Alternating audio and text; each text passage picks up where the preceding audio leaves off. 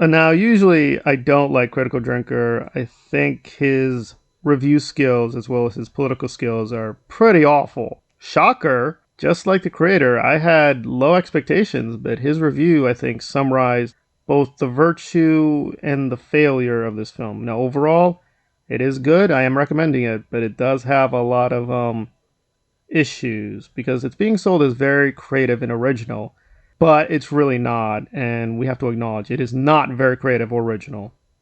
All of the above, while pairing it up with the kind of explosive, hard-hitting action sequences that made Rogue One the only half-decent Star Wars movie that Disney are ever likely to make. And if you're familiar with both movies, then you'll probably spot a few similarities between the two, but I'll get back to that one later.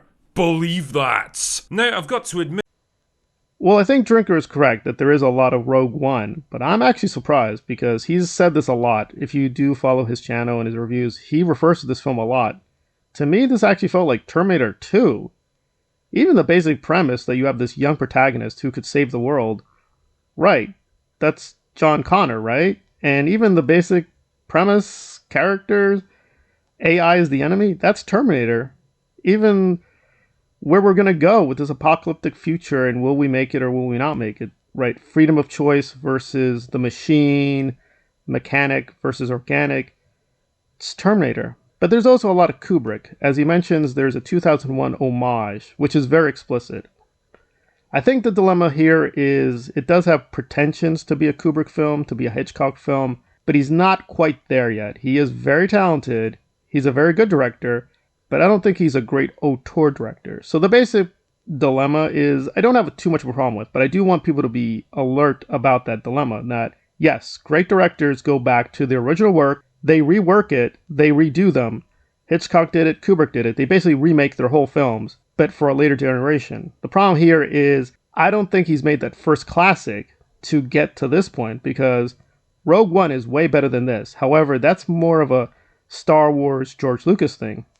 Good or bad, he was working in the house of Lucas, and given respect, he wanted to do something that fit George Lucas's vision. So even though it is made by him, it is kind of constricted by Disney, by George Lucas, by the legacy of Star Wars. So now it's like, I'm going to make my own Star Wars, but he really hasn't taken the risk to get there, so I am recommending this. I do think it's an intriguing thing, but what made Rogue One interesting is the romance is not there. There is no romance between the main characters. That made it stand out. But here it's like, oh, what if the two main characters did have a romance? I still think it's a good film, but what made Rogue One and or interesting is the male characters and the female characters don't do the same generic thing. They don't fall in love during the revolution.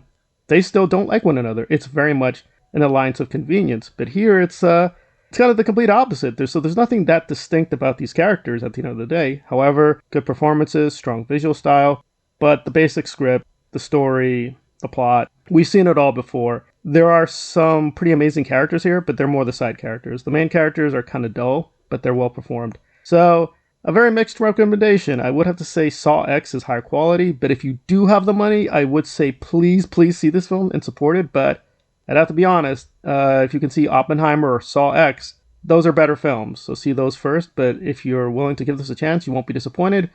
But I don't think he made the classic he wanted to make.